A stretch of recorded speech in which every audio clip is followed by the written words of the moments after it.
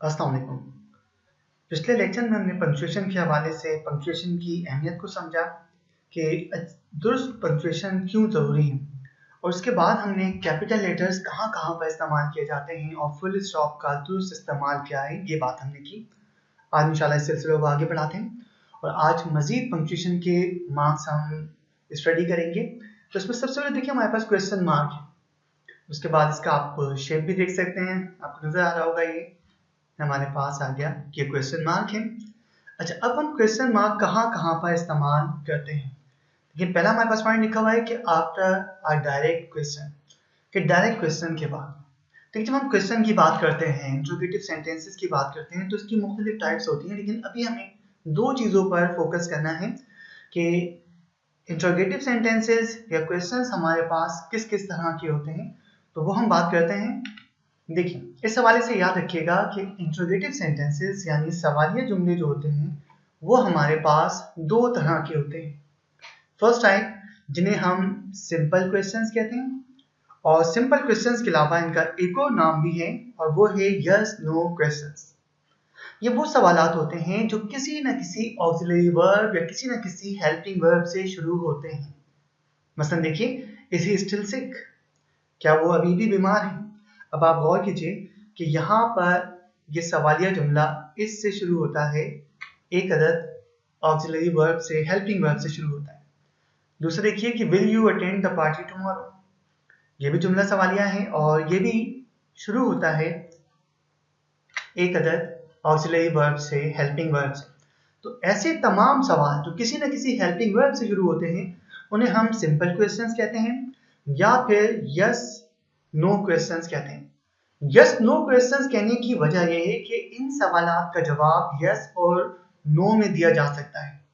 मसलन is he still सिक, क्या वो अभी भी बीमार है, आप जवाब दे सकते हैं यस या फिर नो।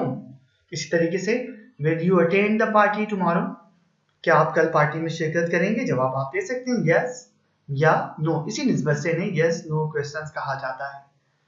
याद रखिएगा कि सिंपल क्वेश्चंस हमेशा शुरू होते हैं किसी भी ऑक्सिलरी वर्ब या हेल्पिंग वर्ब से।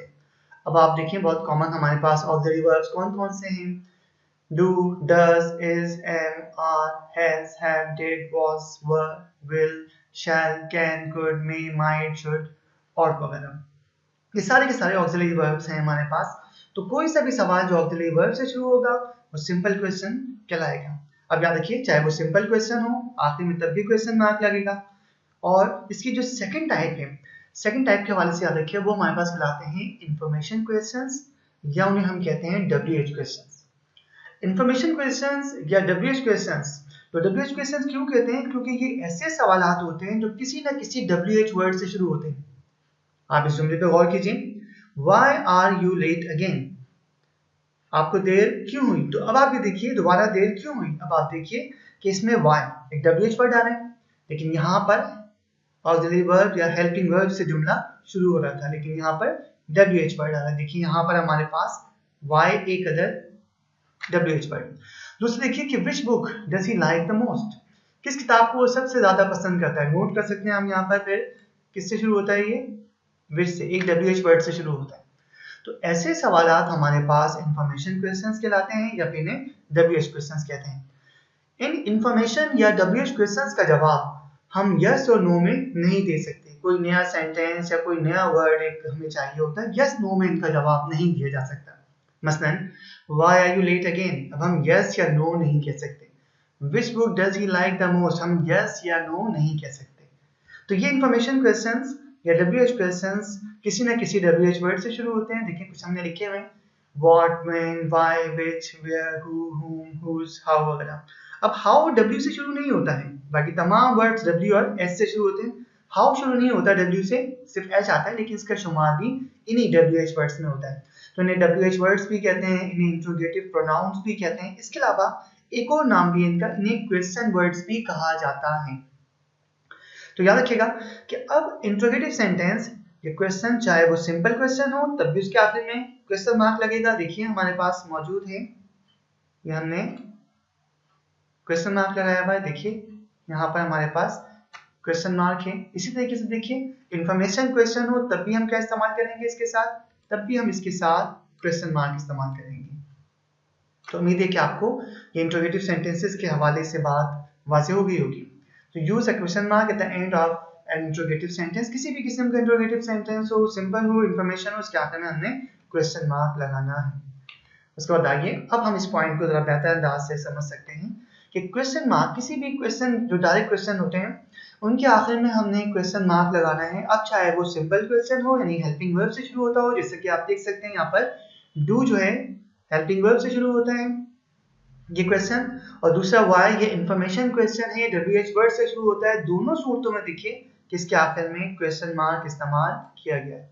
यहाँ पर भी क्वेश्चन मार्क और देखिए ये भी क्वेश्चन मार्क इस्तेमाल किया गया। दूसरा देखिए टू शो डाउट, इसके अलावा क्वेश्चन मार्क का इस्तेमाल हम उस जगह पे भी करते हैं जब किसी भी किस्म का डाउट शो कर रहे हैं, जब कोई चीज कंफर्म नहीं है। मिसाल के तौर पर देखिए सिडनी मॉर्गन, इनका हमने बर्थ ईयर और डेथ ईयर मेंशन किया हुआ है, लेकिन आप नोट कीजिए कि हमने बर्थ ईयर के साथ यहाँ पर क्वेश्चन मार्क डाला हुआ है। तो इस क्वेश्चन मार्क की मौजूदगी ये जाहिर करती है कि भाई ये जो ईयर बयान किया जा रहा है ये कंफर्म नहीं है, इसके बारे में डाउट है। तो जहां पर भी किसी किस्म का डाउट आपको शो करना हो तो वहां पर आप क्वेश्चन मार्क का इस्तेमाल कर सकते हैं। उसके बाद देखिए हम आते हैं एक्सक्लेमेशन मार्क की तरफ। एक्सक्लेमेशन मार्क आप देख सकते हैं आपके पास मौजूद है।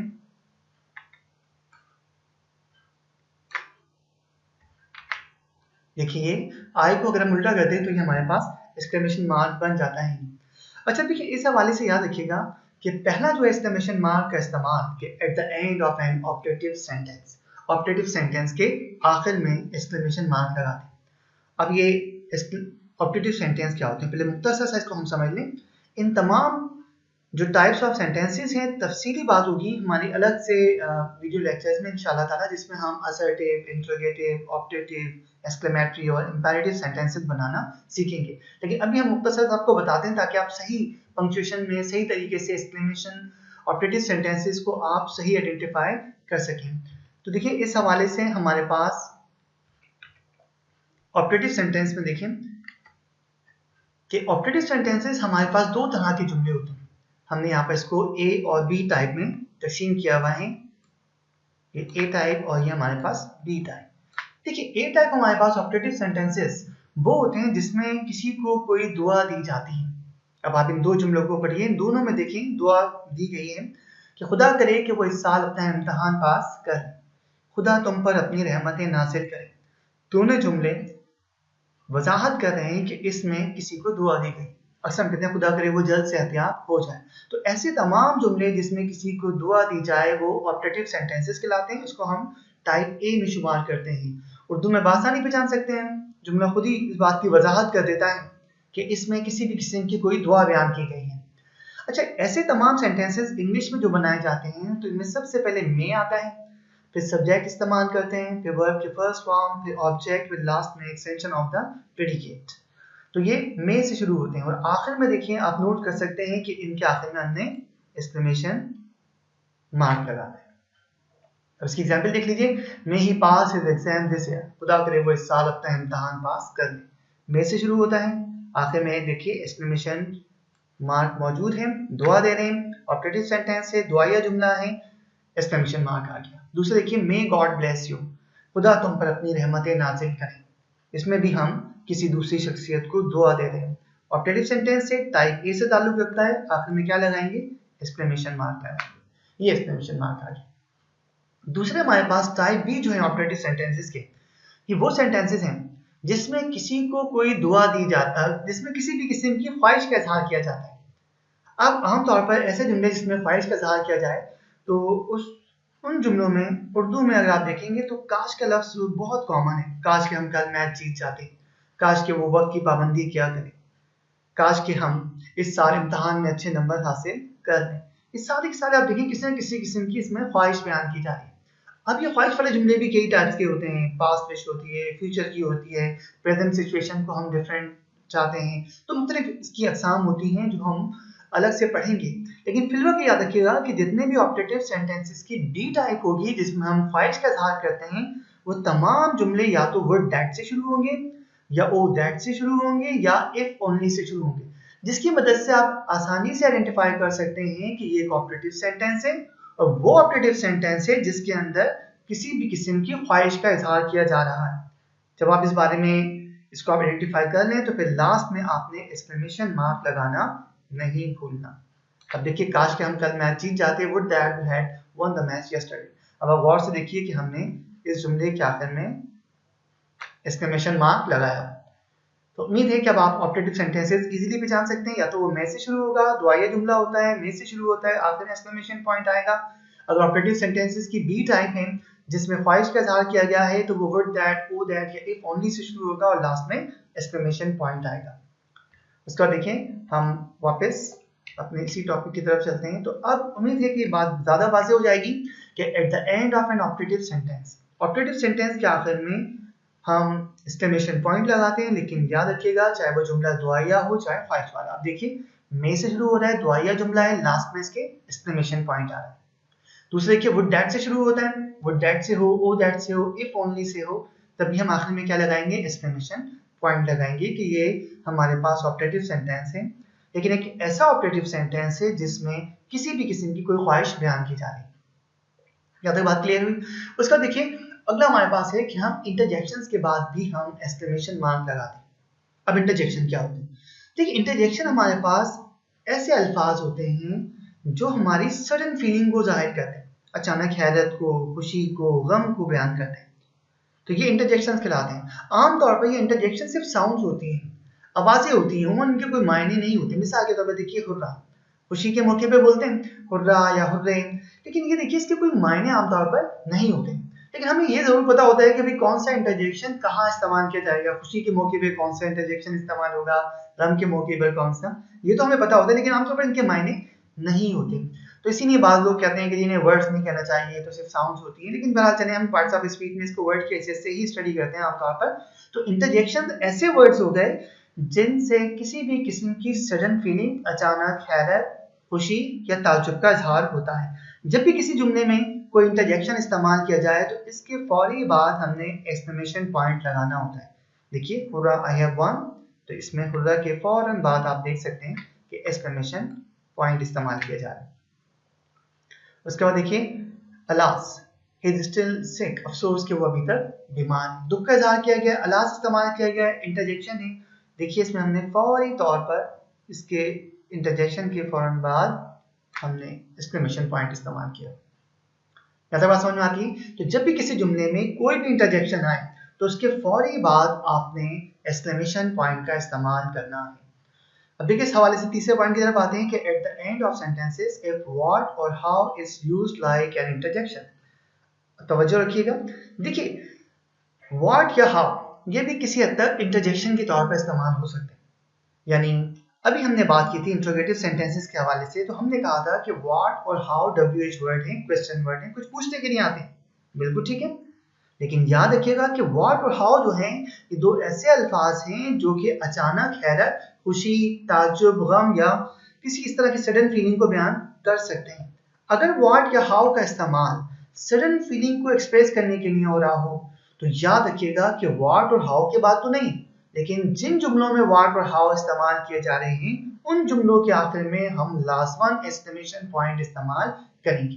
कैसे? इस जुमले की तरफ देखिए, how cute this baby is, ये बच्चा कितना प्यारा है। इसमें सडन फीलिंग है, इसमें खुशी का आंसर है या हैरानी का आंसर है।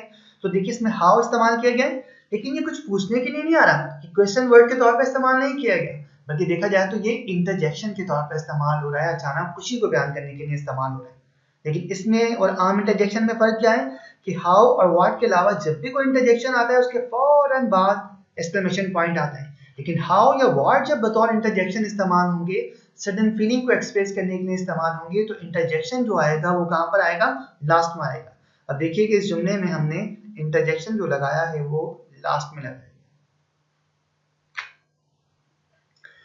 दूसरी एग्जांपल देखिए, what a strange story you have told अस, आपने कैसी अजीबोगरीब कहानी, पुरअसरार सी कहानी हमें सुनाई है।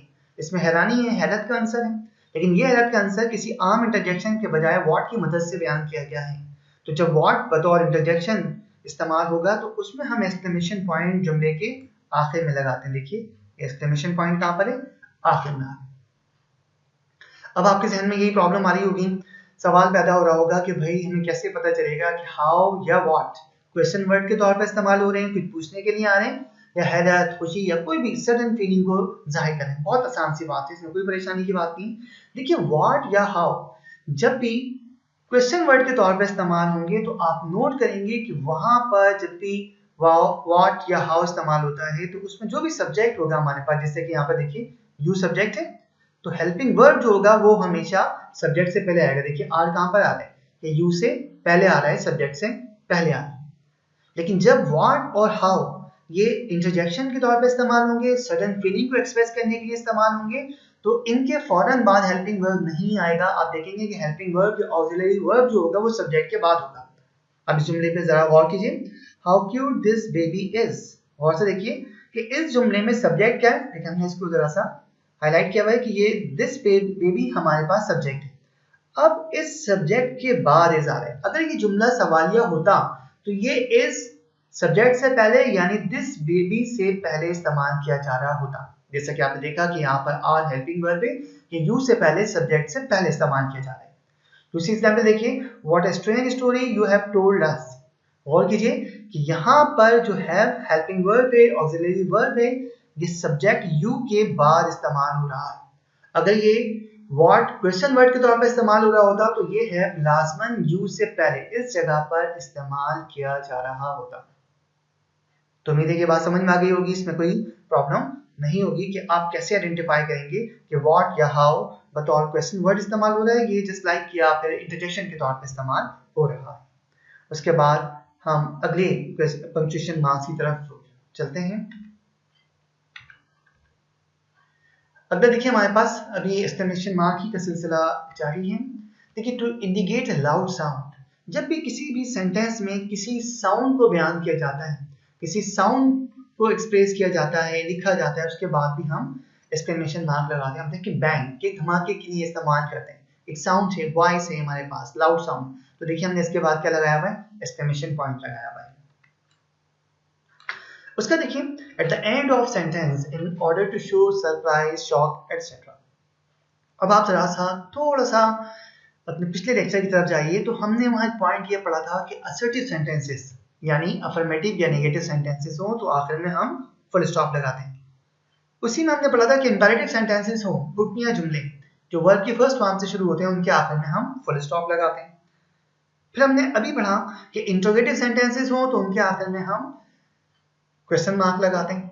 लेकिन अब याद रखिएगा कि जुमला किसी भी किस्म का हो, उसके साथ कोई ना कोई स्पेसिफिक साइन मार्क तो आता है, बिल्कुल ठीक है, लेकिन अगर जुमला किसी भी किस्म का हो लेकिन उसमें कोई सडन फीलिंग हो, सरप्राइज, शॉक, कोई किसी भी किस्म की हैरत, कोई भी स्ट्रॉन्ग फीलिंग बयान की जा रही हो, तो चाहे वो जुमला असर्टिव हो, चाहे वो जुमला इंट्रोगेटिव हो, चाहे वो जुमला ऑप्टेटिव हो, किसी भी किस्म का जुमला हो, हम उसके आखिर में एक्सक्लेमेशन मार्क इस्तेमाल कर सकते हैं और करना चाहिए। अब देखिए आई कांट बिलीव इट, वैसे तो ये असर्टिव सेंटेंस है, नेगेटिव सेंटेंस है, आखिर में फुल स्टॉप लगना चाहिए, लेकिन एक्सक्लेमेशन पॉइंट लगाया हुआ है क्योंकि इसमें हम हैरत जाहिर कर रहे हैं, हैरानी का आंसर है इसमें, आई कांट बिलीव इट, मुझे यकीन नहीं आ रहा, कोई ऐसी बात जिस पर आपको यकीन नहीं आ रहा, तो कहा तो आपने असर्टिव सेंटेंस है, लेकिन इसको किस तरह कहा होगा आपने, बहुत हैरत के अंदाज से कहा होगा, इस वजह से इसके आखिर में हमने एक्सक्लेमेशन पॉइंट लगा दिया। तो कंफ्यूज मत होइएगा कि भाई असर्टिव सेंटेंस है, इसके आखिर में फुल स्टॉप कैसे आ गया, इसलिए आ गया कि इसमें एक स्ट्रॉन्ग फीलिंग, सरप्राइज का, शॉक का एक एलिमेंट है, तो वहां पे ये जरूरी नहीं है कि जी जुमला अगर इंट्रोगेटिव है तो फिर क्वेश्चन मार्क ही आएगा, या असर्टिव है या इंपेरेटिव है तो फुल स्टॉप ही आएगा। सडन फीलिंग है, स्ट्रॉन्ग फीलिंग है, स्ट्रॉन्ग कोई भी हमारे पास ऐसी फीलिंग बयान की गई है तो वहां पर हम एक्सक्लेमेशन पॉइंट लगा सकते हैं। दूसरा देखिए कि you have lifted this box, ये भी असर्टिव सेंटेंस है, उसूलन फुल स्टॉप आना चाहिए, लेकिन यहाँ पर सरप्राइज का एलिमेंट है। फर्स्ट कीजिए किसी छोटे बच्चे ने बहुत बड़ा वजन उठा दिया, तो हम हैरत से कहा कि you have lifted this box, या तुमने ये बॉक्स उठा लिया, किस तरह उठा लिया, तो हैरत सरप्राइज का एलिमेंट है, बजाय हमने फुल स्टॉप के एक्सक्लेमेशन मार्क इस्तेमाल किया। तीसरा देखिए did you break the glass, ये तो क्वेश्चन है, आखिर में क्वेश्चन मार्क आना चाहिए था, लेकिन यहाँ पर भी जो है वो सरप्राइज या हैरत का जो है वो, तो भाई आप तो बहुत मोहतात थे, आपसे कैसे गिलास टूट गया, क्या आपने तोड़ा, हमें तो यकीन नहीं आ रहा, तो इसमें सरप्राइज का एलिमेंट जब बयान किया गया तो देखिए हमने यहाँ पर क्वेश्चन मार्क की जगह पर हमने एक्सक्लेमेशन मार्क इस्तेमाल किया। तो ये पॉइंट हमें ये बयान करता है कि भाई अगर जुमला असर्टिव है, इंपेरेटिव है, इंट्रोगेटिव है, किसी भी टाइप का है, लेकिन अगर उसको स्ट्रॉन्ग फीलिंग के साथ कहा गया है तो लाजमन हमें उसके साथ जो नॉर्मल साइन आते हैं उसके बजाय हमें एक्सक्लेमेशन मार्क का इस्तेमाल करना होगा। उम्मीद है कि बात क्लियर हो गई होगी। उसके बाद देखिए कि हम आगे अगले साइन की तरफ चलते हैं, कॉमा की तरफ। कॉमा हमारे पास छोटा सा वाव या पेज की तरह से होता है। तो देखिए इसमें पहला इसका जो यूज है वो ये है कि बिटवीन आइटम्स। देखिए जब दो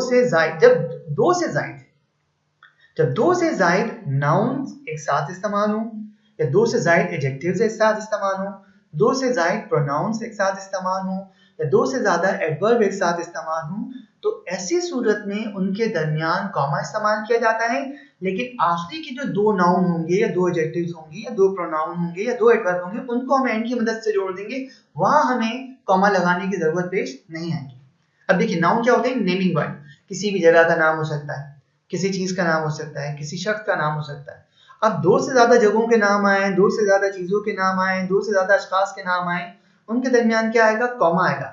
और लास्ट टू जो होंगे उनको हम एंड से जोड़ देंगे, वहां कॉमे की जरूरत नहीं होगी। एग्जाम्पल देखिए, आई नीड पीस। फर्ज कीजिए कोई कुकिंग शो है, आप कुछ पकाना सिखा रहे हैं किसी को, तो देखिए I need piece, butter, sugar and eggs. अब देखिए यहाँ पर पीस, बटर, शुगर, यह हमारे पास तीन तो ये नाउन हो गया, चौथा हमारे पास एग्स है। तो देखिए आखिरी दो जो यानी शुगर और एग्स को हमने एंड से जोड़ा, यहाँ कॉमे की जरूरत पेश नहीं आई शुगर के बाद। लेकिन उससे पहले जितने भी आए थे पीस और बटर, उनके दरमियान हमने क्या लगाया हुआ है? कॉमा। अब फर्स्ट कीजिए दो से ज्यादा जगहों के नाम होते हैं, दो से ज्यादा अशखास के नाम होते हैं, यही तरीकेकार होता कि लास्ट टू जो नाउन्स होते हैं उनके दरमियान एंड आ जाता, वहां कॉमा की जरूरत नहीं होती। लेकिन उससे पहले जितने भी होते वहां पर लाजमन उनके दरमियान कॉमा लगाना पड़ता। अब आप देखिए नेक्स्ट हमारे पास इसमें दो से ज्यादा प्रोनाउन एक साथ आ रहे हैं। You, he and I R the members of the team.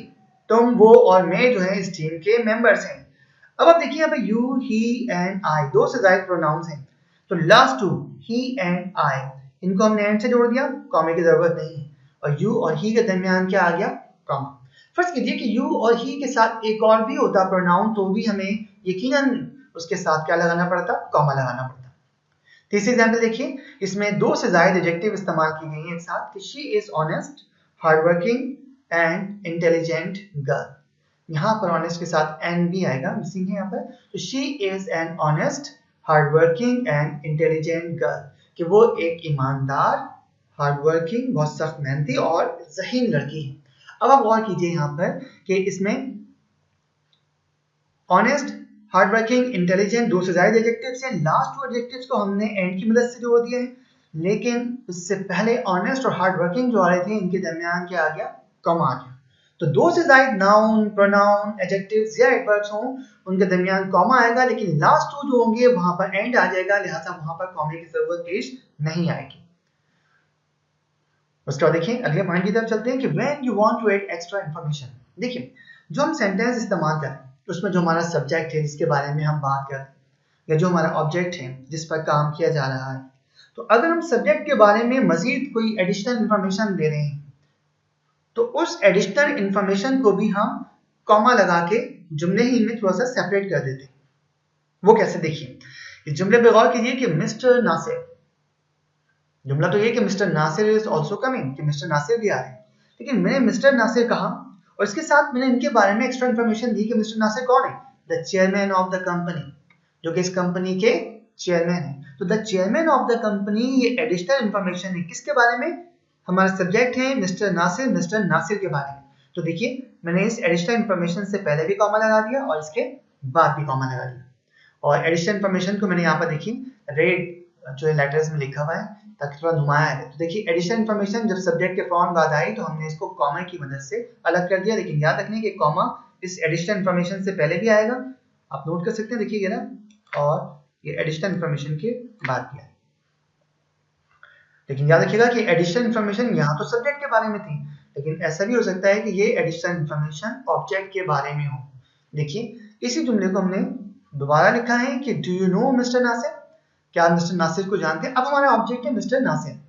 अब मिस्टर नासिर, यहाँ तक भी हमारा जुमला मुकम्मल हो सकता है कि do you know Mister Nasir question mark, लेकिन मैंने मिस्टर नासिर के बारे में एडिशनल इंफॉर्मेशन दी कि मिस्टर नासिर कौन है? The chairman of the company, कि जो इस कंपनी के चेयरमैन है। तो ये देखें रेड जो हमारे पास लेटर्स हैं, रेड कलर में जो है ये हमारे पास एडिशन इन्फॉर्मेशन है। तो ये एडिशन इन्फॉर्मेशन दी तो देखिए मैंने इसको जुमले से अलग कर दिया है कॉमा की मदद से। ये देखिए कॉमा लगाया, लेकिन अब इसके बाद कॉमा लगाने की जरूरत नहीं है। पहले क्यों लगाया था? क्योंकि उसके बाद जुमला कंटिन्यू हो, लेकिन यहाँ तो जुमला मुकम्मल हो रहा है लिहाजा कॉमा नहीं आएगा। और क्योंकि ये जुमला सवालिया है, आखिर में क्या आ गया? क्वेश्चन मार्क आ गया। तो जब सब्जेक्ट के बाद एडिशनल इंफॉर्मेशन आती है तो कॉमा दो मतलब लगता है, पहले भी एडिशनल इंफॉर्मेशन से पहले और उसके बाद भी। लेकिन अगर ये ऑब्जेक्ट को बयान कर रहे हैं, लास्ट में एडिशनल इंफॉर्मेशन आ रही है, तो सिर्फ एक कॉमा आएगा, दूसरा कॉमा वहां पर नहीं होगा, क्योंकि उसके बाद कोई जुमला भी कंटिन्यू नहीं है कि जो उसको हम दूसरे अल्फाज से सेपरेट करें। उसका देखिए अगला हमारे पास पॉइंट है कॉमा के हवाले से, to show a pause in a long sentence. First कीजिए कि आपको एक तवील जुमला दिया हुआ है, ये आपको खुद ही थोड़ा सा एक्सपीरियंस जब आप पढ़ते रहेंगे तो आपको अंदाजा हो जाया करेगा कि बाद का जुमला कोई बड़ा होता है एक ही जुमला है, लेकिन पढ़ते में आपको खुद लगता है कि यार इतना बड़ा हो गया, यहाँ पर बोलने में थोड़ा सा पॉज आएगा, थोड़ा सा वक्फा आएगा। तो जहां आपको ऐसा लगता है वहां पर आमतौर पर कॉमा लगा देते हैं। मिसाल के तौर पर देखिए एक जुमला है थोड़ा बड़ा है कि they didn't want to eat before I arrived but I was an hour late। अब आप देखिए ये जुमला खासा बड़ा है। अब आप इसको पढ़ेंगे तो यहाँ पर I arrived के बाद आप देखेंगे कि अगले इसके साथ जो मजीद सेंटेंस का जो हिस्सा है उसको बोलने से पहले हमें लगता है कि थोड़ा पॉज आना चाहिए, कुछ वक्फा होगा। इस वजह से हमने यहाँ पर क्या लगाया हुआ है? कॉमा लगाया। तो जब ये एक बड़े जुमले में आपको लगे, जहां महसूस हो कि यहाँ पर बोलने में थोड़ा सा पॉज आता है, वक्फा आता है, तो वहां पर आपको लास्ट में कॉमा लगाना चाहिए। उसके बाद देखिए हमारे पास है बिफोर क्वेश्चन टैग्स। देखिए भी सवाल के किस्म में क्वेश्चन टैग्स, कि क्वेश्चन टैग्स में भी हम कॉमा का इस्तेमाल करते हैं, लेकिन पहले हम ये देख लें कि क्वेश्चन टैग्स होते क्या हैं, उसके बाद हम इस पंक्चुएशन के साइन की बात करेंगे। देखिए क्वेश्चन टैग्स जो होते हैं हमारे पास, question tags are the small questions, कि बहुत मुख्तसर से सवालात होते हैं, used at the ends of sentences, जिनका इस्तेमाल जुमलों के आखिर में किया जाता है to check whether something is true, इस बात को चेक करने के लिए कि भाई कोई चीज सही है या नहीं है, और टू आस्क फॉर एग्रीमेंट, या आप किसी शख्स से एग्रीमेंट चाहते हैं, उससे चाहते हैं कि वो आपकी बात की तस्दीक करे, हाँ या ना में जवाब दें। ठीक है, तो ये असल में छोटे से, अब आप देखिए ये हमारे पास स्मॉल क्वेश्चंस हैं जिनको देखिए हमने पर्पल कलर से लिखा हुआ है, सारे टेक क्वेश्चंस हैं। लेकिन जब भी टेक क्वेश्चन आएंगे उससे पहले कोई ना कोई एक इंफॉर्मेशन, कोई ना कोई एक स्टेटमेंट, कोई ना कोई जुमला बनाया जाएगा, उसके बाद आखिर में ये टेक क्वेश्चन इस्तेमाल किया जाएगा। अब इसका बनाने का तरीका देखिए बहुत आसान सा है कि अगर आपके पास जो फर्स्ट सेंटेंस दिया हुआ है, जो स्टेटमेंट दिया हुआ है, वो अगर आपके पास पॉजिटिव है तो टेक क्वेश्चन क्या होगा? नेगेटिव होगा। मसलन देखिए you are a member of the committee, आप कमेटी के मेंबर हैं। आंट यू, क्या आप नहीं है? अब आप दूसरे से तस्दीक करवा रहे, वो बताएं कि आप है या नहीं है। तो पहले जो आपके पास इंफॉर्मेशन होती है फर्स्ट सेंटेंस में, टेक क्वेश्चन की मदद से आप दूसरे शख्स से वो कंफर्म करवाते हैं, उसकी तस्दीक करवाते हैं, चेक करवाते हैं कि आया कि सही है या नहीं है। अब आप देखें कि फर्स्ट सेंटेंस क्योंकि पॉजिटिव है तो मैंने टेक क्वेश्चन क्या बनाया? नेगेटिव बनाया। अब नेगेटिव की टेक क्वेश्चन कैसे बनेगा कि जिस टेंस के अंदर, जिस एस्पेक्ट के अंदर वो जुमला बनाया गया है पहला वाला, उसमें जो भी हेल्पिंग वर्ब आ रहा है वही हेल्पिंग वर्ब आप इस्तेमाल करेंगे। लेकिन याद रखें कि अगर वो स्टेटमेंट पॉजिटिव है तो फिर टैग क्वेश्चन जो बनता है, वो क्वेश्चन टैग जो बनता है वो नेगेटिव होता है। तो वो नेगेटिव कैसे होगा कि आप हेल्पिंग वर्ब को नॉट के साथ नॉर्मली कंस्ट्रक्टेड फॉर्म में सब्जेक्ट से पहले लिखेंगे। You are a member of the committee, aren't you. देखिए ये हेल्पिंग वर्ब नॉट के साथ आ रहा है, क्योंकि नेगेटिव क्यों बना रहे हैं? क्योंकि ये हमारे पास फर्स्ट सेंटेंस जो है वो पॉजिटिव है। दूसरी एग्जांपल देखिए, he has finished his assignment, उसने अपना असाइनमेंट मुकम्मल कर लिया है। hasn't he, क्या उसने मुकम्मल नहीं किया? तो पहले आपने एक इंफॉर्मेशन पेश की कि he has finished his assignment, फिर आप उसे इस बात को चेक करवा रहे हैं, कंफर्म करवा रहे हैं, तस्दीक करवा रहे हैं दूसरे से, hasn't he, क्या उसने अपना काम मुकम्मल, जो असाइनमेंट है, मुकम्मल नहीं किया। तो ये आपके पास पर्पल कलर में हमारे पास एक क्वेश्चन टैग मौजूद है। अब आप देखिए पहला जुमला प्रेजेंट परफेक्ट में, यहाँ पर हैज का इस्तेमाल किया गया है। हम टैग क्वेश्चन में आगे भी वही हेल्पिंग वर्ब इस्तेमाल करेंगे, सब्जेक्ट ही है, यहाँ पर भी ही आ जाएगा, देखिए ये आ गया। लेकिन अब हमने हैज को नॉट के साथ कंस्ट्रक्टेड फॉर्म में सब्जेक्ट से पहले लिखा हुआ। क्यों बनाया कि क्वेश्चन टैग नेगेटिव? इसलिए कि हमारे पास फर्स्ट स्टेटमेंट जो है वो पॉजिटिव है। लेकिन अगर आपके पास फर्स्ट स्टेटमेंट नेगेटिव हो, जैसे कि आप लास्ट 2 एग्जांपल्स में देख सकते हैं, तो फिर आपका क्वेश्चन टैग क्या बनेगा? पॉजिटिव बनेगा। कैसे बनेगा? देखिए, you are not a member of the committee, आप कमेटी के मेंबर नहीं हैं। आर यू, क्या है? तो वो जवाब देगा जो भी हाँ में या ना में, जैसे भी है वो इस बात को बयान करेगा। अब आप ये देखिए कि फर्स्ट स्टेटमेंट जब नेगेटिव है तो क्वेश्चन टेक हमारे पास पॉजिटिव बना। पहले जुमले में भी आर का इस्तेमाल किया गया है, यहाँ पर वही हेल्पिंग वर्ब इस्तेमाल होगा लेकिन सब्जेक्ट से पहले। अब आपने नॉट इस्तेमाल नहीं करना क्योंकि फर्स्ट स्टेटमेंट आपके पास नेगेटिव है, आर यू। दूसरा देखिए, he has not finished his assignment, उसने अपना असाइनमेंट मुकम्मल नहीं किया है, हैज ही क्या कर लिया है। पहला जुमला हमारे पास नेगेटिव में, स्टेटमेंट नेगेटिव में, क्वेश्चन टेक हमारे पास क्या है, पॉजिटिव। वही हेल्पिंग वर्ब इस्तेमाल करेंगे सब्जेक्ट से पहले, लेकिन अब हमें नॉट लगाने की जरूरत पेश नहीं आएगी। लेकिन अब इसके पंक्चुएशन पे भी गौर कीजिए कि जब ये स्टेटमेंट और क्वेश्चन टेक आता है, इनके दरमियान में क्या आएगा, कॉमा। देखिए ये हमारे पास कॉमा मौजूद है और लास्ट में क्या आएगा, क्वेश्चन मार्क, क्योंकि बहरहाल बुनियादी तौर पे अब ये क्वेश्चन है। दूसरा देखिए, हमारे पास स्टेटमेंट और क्वेश्चन टेक के दरमियान देखिए ये हमारे पास कॉमा मौजूद है, ये देखिए। और उसके बाद क्वेश्चन टैग के बाद क्या आ जाएगा, क्वेश्चन मार्क आ जाएगा, क्योंकि आपको पता है कि हर इंट्रोगेटिव सेंटेंस, हर क्वेश्चन के आखिर में क्वेश्चन मार्क आता है। दूसरी देखिए, you are not a member of the committee, यहाँ पर देखिए कि स्टेटमेंट के बाद कॉमा, फिर क्वेश्चन टैग इस्तेमाल किया गया है और आखिर में क्वेश्चन मार्क आ गया। ये आपके पास देखिए कॉमा और फिर ये क्वेश्चन टैग। अब उसके बाद हम वापस आते हैं कि यहाँ पर जो था कि बिफोर क्वेश्चन टैग्स, लेकिन you like your job don't you, आपको अपनी जॉब पसंद है, क्या पसंद आप नहीं करते। तो पहला वाला देखिए ये हमारे पास पॉजिटिव सेंटेंस है, प्रेजेंट डेफिनेट डू डज इस्तेमाल होते हैं। यहाँ पर हमने स्टेटमेंट पॉजिटिव है तो क्वेश्चन टैग क्या बनाया हुआ है, नेगेटिव बनाया हुआ है, डोंट यू। अब आप गौर से देखिए कि यहाँ पर you like your job statement के बाद जब क्वेश्चन टैग आ रहा है उससे पहले हमने क्या लगा दिया, कॉमा, और आखिर में ये क्वेश्चन मार्क आ गया। उसके बाद नेक्स्ट पॉइंट देखिए, टू एड्रेस अ पर्सन, कि जब हम कोई जुमला कह रहे हैं उसमें हमने किसी शख्स को मुखातिब किया है, जिससे हम गुफ्तगू कर रहे हैं, उसका नाम लिया है, उसको मुखातिब किया है, तो उसे बाकी जुमले से अलग करने के लिए भी कॉमा इस्तेमाल किया जाता है। वो कैसे देखिए, काशिफ कम है, अब हमने मुखातिब किसको किया, काशिफ को, ठीक है, काशिफ आप यहाँ आए, तो काशिफ को मुखातिब किया, देखिए से बाकी जुमले से अलग करने के लिए हमने क्या लगा दिया, कॉमा लगा दिया। अब फर्ज कीजिए जिसको मुखातिब किया है वो जुमले के आखिर में आ रहा है, तो फिर कॉमा क्या होगा, उससे पहले आएगा, क्योंकि इस कॉमे का मतलब ये होता है कि उसे बाकी जुमले से थोड़ा सा पॉज देके पॉज को हमने शो करना है।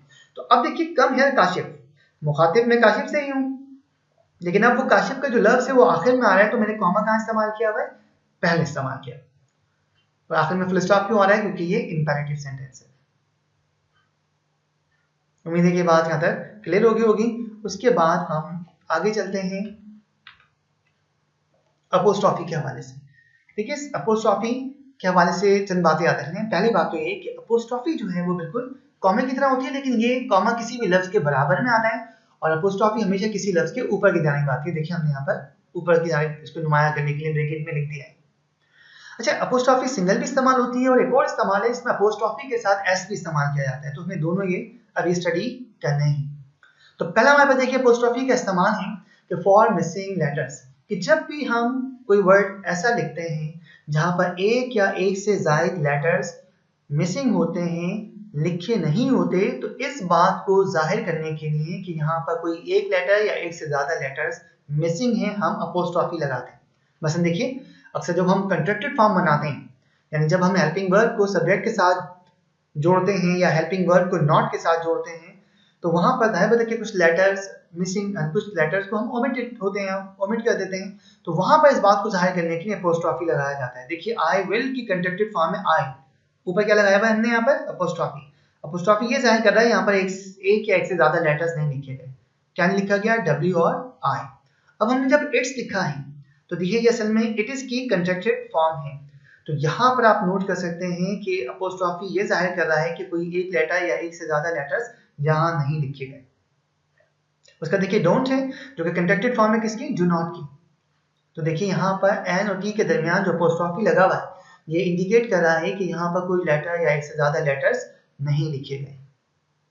ये बात क्लियर हो गई कि हम जब भी, इसी तरह से आपने पोइट्री, जब आप इंग्लिश पोइट्री पढ़ते हैं, पोएम्स पढ़ी हैं, तो आपने देखा होगा कि जहां पर कोई वर्ड, अगर शायर, कोई भी पोएट जब मीटर की वजह से वजन को बरकरार रखने के लिए कहीं कहीं पर जब किसी लफ्ज को मुख्तसर करते हैं, पूरा नहीं लिखते, वहां पर भी वो अपोस्ट्रॉफी का इस्तेमाल करते हैं, इसी रूल के तहत कि जहां पर एक से ज्यादा लेटर्स नहीं लिखे गए हैं तो उनकी ओमिशन को जाहिर करने के लिए हम अपोस्ट्रोफी इस्तेमाल करते हैं।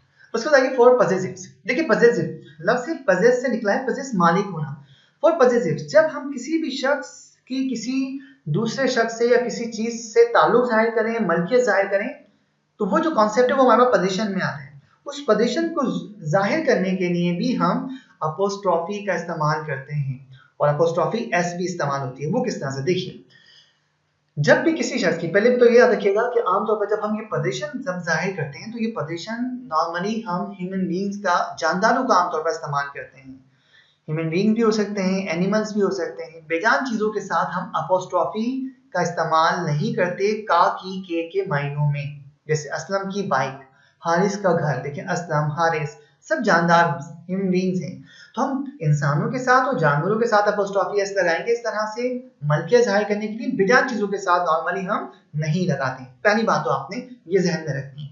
दूसरी बात याद रखनी है कि हम इस्तेमाल कैसे करेंगे। तो इसका देखिए फर्स्ट रूल ये है कि वर्ड्स कि ऐसे तमाम अल्फाज सिंगुलर और प्लूरल, जो चाहे सिंगुलर हो चाहे प्लूरल हो, एंडिंग इन एस, जिनके आखिर में पहले से एस मौजूद हो, don't need another S added, तो वहां पर सिर्फ अपोस्ट्रोफी लगाया जाएगा, अपोस्ट्रोफी एस। दोनों एक साथ नहीं आएंगे, का, की, के माइंड उसमें कुछ शामिल हो जाएंगे। वो कैसे होंगे, देखिए असलम की बाइक, अब असलम सिंगुलर वर्ड है, सिंगुलर हो चाहे प्लूरल, क्या इसके आखिर में एस आता है, नहीं आता। तो यहां पर का, की, के मायनों में हमें अपोस्ट्रोफी भी लगाना पड़ेगा और इसके साथ साथ एस भी लगाना पड़ेगा। देखिए मैंने यहाँ पर अपोस्ट्रोफी भी लगाया है और एस भी लगाया है। असलम्स बाइक। दूसरा है कि हारिस हाउस, हारिस का घर। देखिए हारिस भी सिंगुलर है, लेकिन हारिस एक ऐसा नाम है जिसके आखिर में पहले से क्या मौजूद है, एस मौजूद है। तो मैं इसके साथ सिर्फ अपोस्ट्रोफी लगाऊंगा। अब मुझे मजीद यानी कंप्लीट अपोस्ट्रोफी एस लगाने की जरूरत यहां पर पेश नहीं आएगी। तो इससे क्या होगा, हारिस हाउस होगा, हारिस इस हाउस कहने की जरूरत नहीं है। अब आइए देखिए लड़कों की शर्ट्स, बॉयज शर्ट्स। अब देखिए बॉयज प्लूरल वर्ड है, इसके आखिर में क्या आ रहा है, पहले से एस आ रहा है।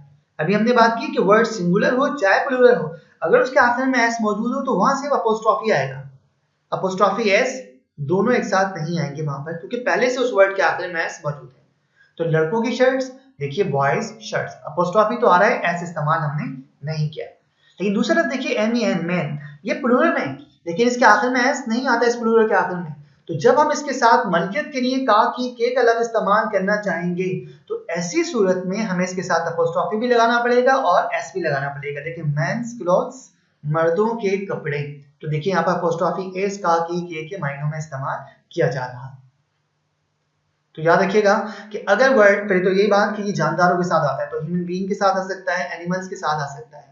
अब वो वर्ड चाहे सिंगुलर हो चाहे प्लूरल हो, सिर्फ आपने ये चेक करना है कि इसके आखिर में एस मौजूद है या नहीं। एस है तो वहां सिर्फ अपोस्ट्रोफी आएगा, एस की जरूरत नहीं है। अगर एस नहीं है, चाहे वो वर्ड सिंगुलर हो चाहे प्लूरल हो, फिर अपोस्ट्रोफी भी लगाएंगे और एस भी लगाएंगे। अगर आप अपोस्ट्रोफी इस तरह नहीं लगाते तो फिर आपको ऑफ लगाना पड़ता है। The clothes of man, the shirts of boys, इस तरह से कहना पड़ता है, फिर आप ऑफ इस्तेमाल करते हैं। दूसरा देखिए यहाँ पर कि इट्स के बारे में थोड़ी सी गलती हो जाती है, क्योंकि ये पजेसिव प्रोनाउन भी है कि जहां पर इट्स लिखा हुआ है यानी इट अपोस्ट्रोफी एस लिखा हुआ है, तो can only be an abbreviation for it is और इट हैज। अगर इट अपोस्ट्रोफी एस लिखा हुआ है तो याद रखिएगा ये कंट्रैक्टेड फॉर्म होगी या तो इट इज की या फिर इट हैज की। यानी इट इज की कंट्रैक्टेड फॉर्म भी इट्स, इट हैज की कंट्रैक्टेड फॉर्म भी इट्स होती है। अब दोनों में फर्क कैसे होगा, तो आप जानते ही हैं कि अगर इट्स होगा नॉर्मली, अगर वो कंटीन्यूअस का सेंटेंस हो तो आईएनजी वाली फॉर्म आ रही होगी। देखिए यहाँ पर इट्स रेनिंग है ना, तो ये इट इज रेनिंग है, आईएनजी वाली फॉर्म आ रही है। इट्स स्टॉप्ड, ये रुक चुकी है, कोई भी गाड़ी किसी की भी बात कर रहे हैं हम। तो देखिए यहाँ पर जो इट्स स्टॉप्ड लिखा हुआ है, ये थर्ड फॉर्म आ रही है, क्या होगा, हैज होगा। तो इट्स में याद रखिएगा कि जहां पर इट्स आ रहा है वो या तो इट इज की कंट्रैक्टेड फॉर्म होगी या इट हैज की होगी। लेकिन याद रखिएगा कि हम ITS इट्स भी इस्तेमाल करते हैं पजेसिव प्रोनाउन के तौर पर। इसके मायने होते हैं इसका, इसकी, इसके। जब हम पजेसिव प्रोनाउन के तौर पर इस्तेमाल करते हैं तो वहां इट्स इस्तेमाल करते हैं, वहां अपोस्ट्रोफी नहीं आती। देखिए यहाँ पर अपोस्ट्रोफी नहीं लगी, अपोस्ट्रोफी होती तो लाजमन ये फिर क्या होता, इट इज होता या फिर इट हैज होता। लेकिन इसका, इसकी, इसके, जब किसी बेजान चीज की मलकियत के बारे में बात कर रहे हैं, वहां जब हम इट्स इस्तेमाल करेंगे वहां अपोस्ट्रोफी एस नहीं आता। किसी सूरत भी हम पजेसिव डिटरमिनर, पजेसिव प्रोनाउन होगा ये, वहां पर हम अपोस्ट्रोफी इस्तेमाल नहीं करेंगे। Karachi never loses it's charm, कि कराची की जो दिलकशी है वो कभी भी खत्म नहीं होती। तो यहाँ पर देखिए इट्स जो है वो इसका इसके के मायनों में इस्तेमाल किया जा रहा है। उसका देखिए लास्ट हमारे पास for the plural of a digit a letter and an abbreviation. ठीक है, आमतौर पर जो प्लूरल बनाते हैं आप एस वगैरह इस्तेमाल करके, ई एस या कहीं कहीं पर आई एस वगैरह इस्तेमाल करके बनाते हैं। लेकिन अगर किसी डिजिट, किसी नंबर का अगर आपने प्लूरल बनाना है, मसलन 1 2 3 4 5 6, तो उसका प्लूरल बनाने का तरीकेकार ये होता है कि उसके साथ अपोस्ट्रोफी और एस लगाया जाता है। मसलन 1 के प्लूरल क्या होगा, वंस, पढ़ने में ज साउंड आएगी, जेड की साउंड आएगी, वंस। 2 की जमा क्या होगी, टूज, पढ़ने में जेड साउंड आएगी, टूज। और हम लिखेंगे कैसे, अपोस्ट्रोफी एस के साथ। आपने देखा होगा कि जब क्रिकेट मैचेस होते हैं तो अक्सर कमेंटेटर्स जब बैट्समैन को जब कमेंट्री कर रहे होते हैं तो अक्सर कहते हैं कि the batsman should focus on ones and twos, कि बैट्समैन को चाहिए कि वो बजाय बाउंड्री मारने के चक्कर में अपनी विकेटें गंवाएं, उन्हें चाहिए कि वो फोकस करें वंस एंड टूज, यानी रन्स बनाएं एक एक करके, दो दो करके। तो किसी भी नंबर का प्लूरल जो बनेगा वो अपोस्ट्रोफी एस की मदद से बनेगा। दूसरी बात ये, अ लेटर, कि जो लेटर है A B C D E F G, इनका प्लूरल बनाना है फर्ज कीजिए, तो उनका प्लूरल भी बनेगा अपोस्ट्रोफी एस की मदद से।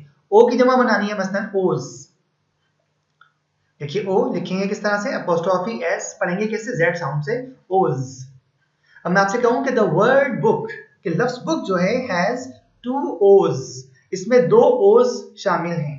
तो देखिए ओ बोलने में तो हमने बोल दिया कि ओ जेड साउंड से, लेकिन लिखने में कैसे लिखेंगे, क्योंकि ये लेटर का प्लूरल है, अपोस्ट्रोफी भी आएगी और इसके साथ एस भी इस्तेमाल करेंगे। तीसरा ये कि जो हमारे पास एब्रिविएशन होते हैं, एब्रिविएशन मुखफ़्फ़फ, यानी कोई बड़ा नाम है उसके कुछ लेटर्स लेकर हम इस्तेमाल कर रहे हैं, तो उनका प्लूरल बनाते वक्त भी हम अपोस्ट्रोफी एस लगाते हैं। मिसाल के तौर पर देखिए सीडीज, आपने वर्ड सुना होगा, सीडी असल में कॉम्पैक्ट डिस्क, कॉम्पैक्ट का सी और डिस्क का डी, ये मुखफ़्फ़फ है।